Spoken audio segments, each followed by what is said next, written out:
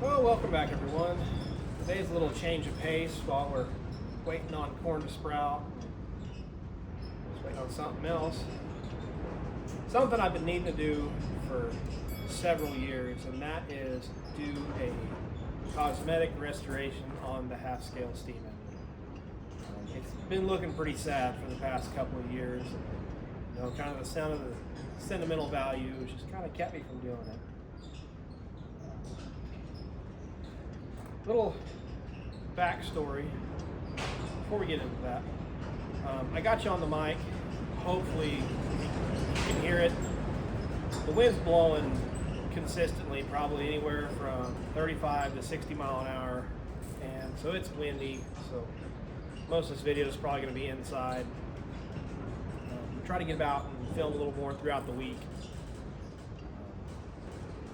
So that's what we're going to do.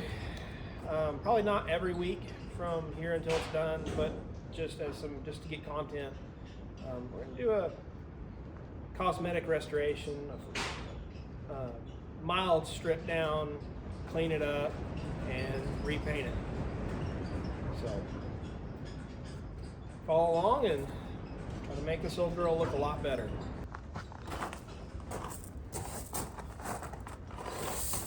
For those of you that know me, this engine is very special to me.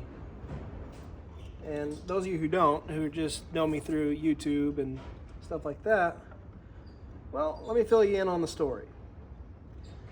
This engine was made, according to the paperwork on the boiler, in the early 80s. I think 1982 is the year on whenever the boiler's paperwork was completed,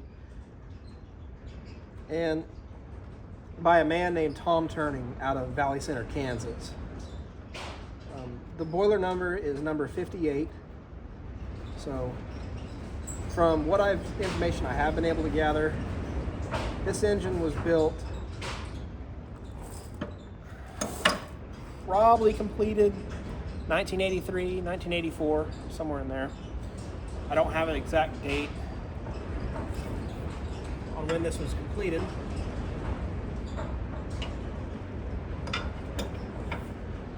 I do, however, know that some of the people that were directly involved with this engine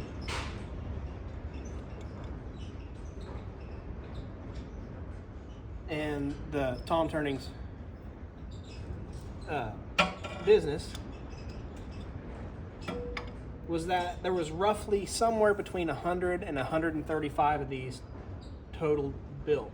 And Tom mass produced these. So this isn't like some of the models out there that were just one-offs and hand built. I mean, granted, yes, this was hand built, but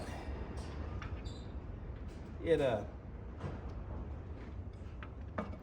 was just built in a mass production situation, not your typical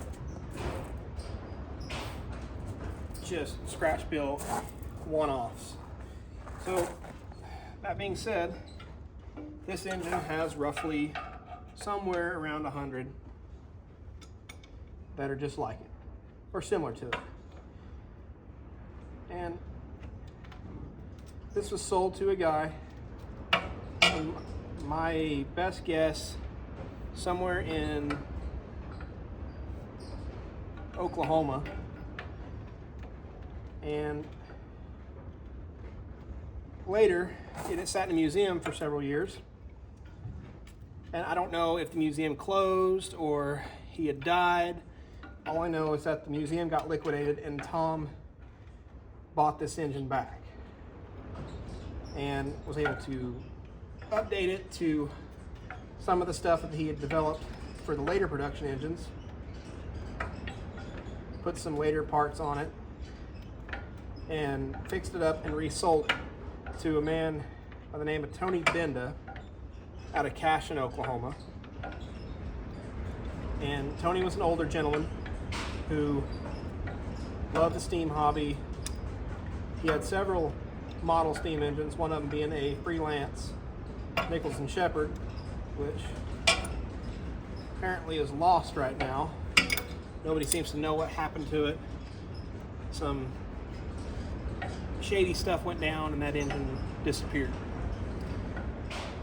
I don't really know many more details, at least not factually, so I don't want to just say much more about that. But that was at one time Tony's. It was an Oklahoma engine. Had been at Pawnee for many years, and now we really don't know where it's at. But back to the story. Tony bought this engine, and took it to shows here in Oklahoma and also some in southern Kansas, and had done several things with it. So this thing here started having a following and being associated with Tony. I don't know the exact year that Tony bought this. I'm gonna guess sometime in the mid-90s. And probably about 2001, 2002, me being probably about 4 years old, was there at Pawnee and happened to catch a glimpse of this engine and was just amazed by it being smaller than it is, that it was my size. I didn't have to have help getting up on it. Everything was in my reach, like it was built for me. And there was no other models at the time at Pawnee, and I fell in love with the engine. And Tony, being the amazing man that he was, took me under his wing and taught me so much about steam and how to run it, everything. So I'm 28 years old now, and I've been all over this engine since I was about 4. So that's 24 years of experience on this exact engine, which there's a lot of people alive today that are in the steam hobby that don't have 24 years of experience on one exact engine. So, and some of them don't even have 24 years of experience on steam, period. So it's kind of a special deal. And in 2011, tragically, Tony passed away, and he was 91 or 92 years old. So, and he was still hauling this engine behind his pickup, doing all that stuff. And we decided we need this engine, and I was like, I needed it. Like it was part of me, and I couldn't bear the fact that it was going to go somewhere else, and I was going to lose it. I was never going to see it again, or something like that. Well, my awesome parents decided they were going to buy it for me. And so they had talked to the bank, had decided probably what the engine was going to go for, and they had secured a loan to go buy it. Well, drove all the way to Cashin, to the auction, and whenever we pulled in, we seen 2 trailers with Minnesota license plates.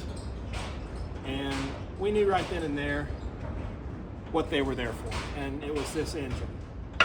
So we knew that price we thought we was probably going to get was going to go up, and it did.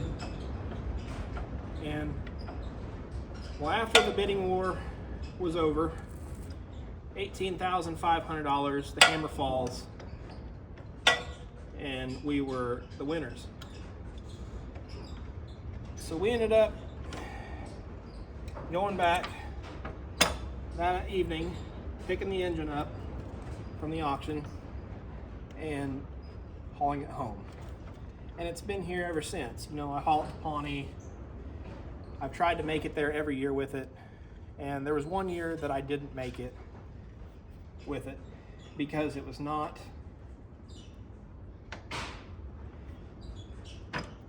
structurally sound enough to go on its own. The engine was hurt, had some leaks in the bunker, so it wasn't, and I didn't think it was really safe enough to take to the show and run it, at least as we were. So that was which that show kind of weighed on me. Like, sure, I had other stuff there at the show to play with and to run, but something that had become a part of the show and a part of me was missing, being this engine.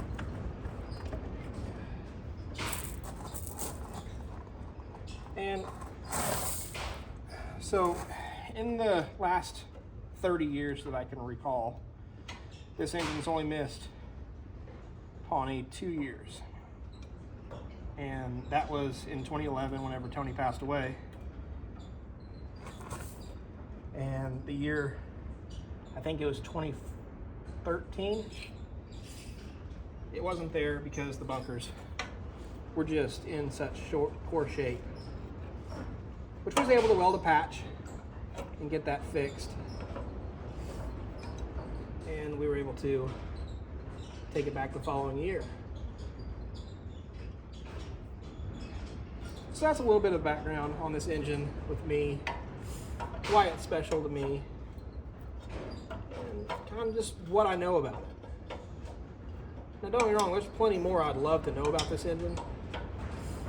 Like what all it's done, what all it's been to, who all's owned it, which I feel like I know all that pretty well, but I feel like there's still more stuff that I don't.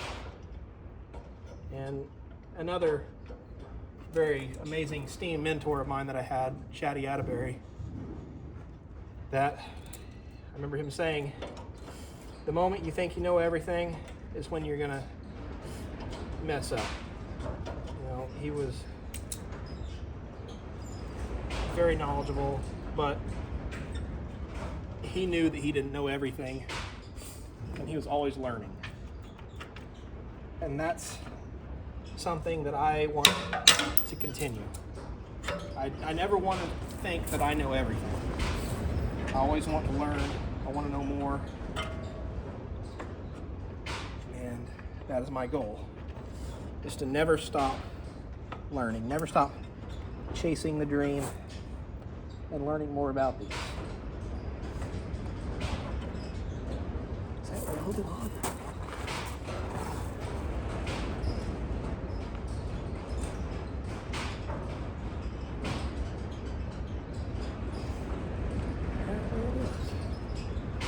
So we gotta take the bolt off up here.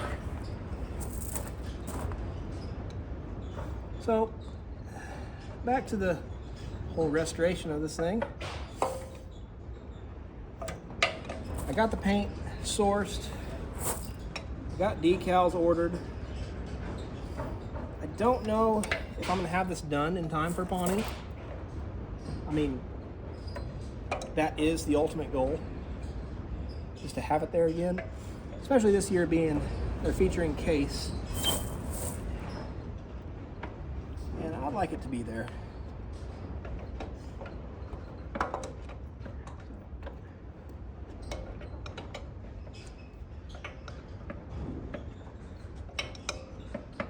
And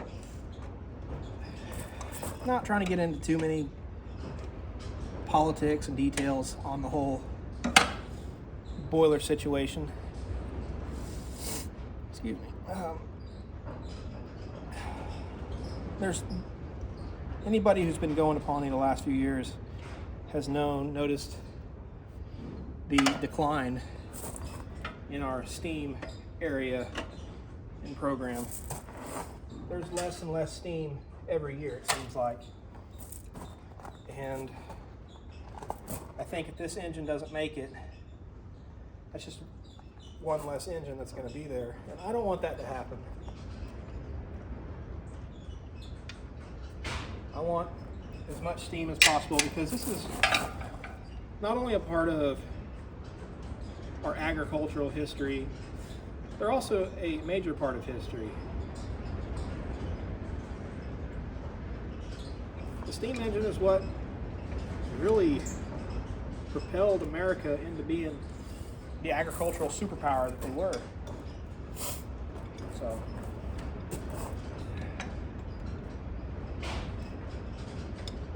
and don't get me wrong, there's nothing against the gas trackers, but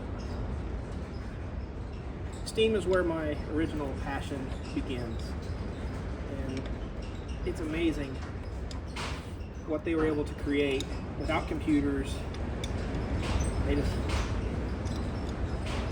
a piece of paper, a ruler, and a compass. They drew this out, designed it, made patterns, cast those patterns, machined those patterns, all on an educated guess on whether it was going to work or not. And also at the same time, there's other people that has the exact same idea that you are. They're doing something a little bit different, making something that's similar to your idea, but just different enough that it can't be sued for patent infringements. Seeing all the different designs on big configurations, and you got the case being the rear mount engine, and you got your double cylinders, you got your side mounts, you got your top mounts like the Averys. Just everyone had their idea on how these things should work and how they are. And that's kind of sad seeing it nowadays, seeing some of the tractors today. You paint them all gray with no decals. I don't think a lot of people could tell the difference between a modern John Deere or a Case IH or Massey Ferguson, I think is what they are now. These big tractors or New Holland. Nothing against these modern tractors. There's a place for them. There is. There's a place for everything, honestly. And these older stuff, they had character. They had their originality. You could look across the field and tell exactly what it was. Now, granted, yeah, color was a big deal. You look across the field, you see a green tractor. 9 times out of 10, it's going to be a John Deere. You see a red tractor, it's going to be more likely either Case or International Harvester. Blue, Ford. But there are even some steam engines you can tell exactly what they are by their sound. Like the Baker, for example, with that Uniflow valve system, they got a thump to them. You can almost tell the sound if they got a steel stack or if they got a cast iron stack. You can tell just the way they sound.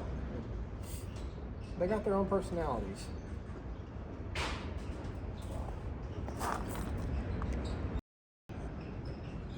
Well, I think that's going to be it for today. For me to really go anything farther, I got to get the bunkers off. And to get the bunkers off, the rear wheel's got to come off. And I can't really do that here in the barn just because of all the stuff that's around it. So here in the next day or so, hopefully I can get it moved into the shop. I can get the rear wheels pulled off, get the bunkers taken off so they can start getting fixed. If you like what you're seeing, go ahead and give the video a like. If you want to see more and you haven't subscribed, please go ahead and do so and hit that notification icon. That way you get updates every time I upload. I'm going to try to upload as much as I can of the restoration process here on the steam engine. I don't know how often it's going to be, if it's going to be every week. I got the corn planted. I think this next week I'm going to be planting our second variety of corn. So that'll be coming out here in a couple weeks, I believe. I have to look at the calendar to really see exactly when that's all going to happen. Also, if you haven't watched any of the Behind the Barn episodes, those come out Mondays. And if you want to ask me a question about anything I'm doing here or like that, I'll leave a link down in the description down below to the Facebook page. Just shoot me a message there. And I'll try to get it answered on the show. So, without anything else, as always, I'd like to thank you all for watching, and we'll see you all in the next one.